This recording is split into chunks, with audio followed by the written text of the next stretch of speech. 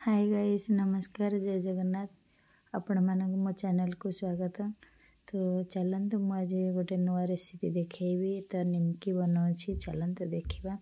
तो मुझे मैदा, कला जीरा और लुण तेल सब नहीं मिक्स कर देती कि सर्ट वीडियो कर देती वीडियोटा। तो एथे पकई पारे। तो चलतु मुझे जी पारी देखी। तो आपण मैंने देखते मुझे गोल गोल बनईकरी तो रुटी टाइप बनईदेली।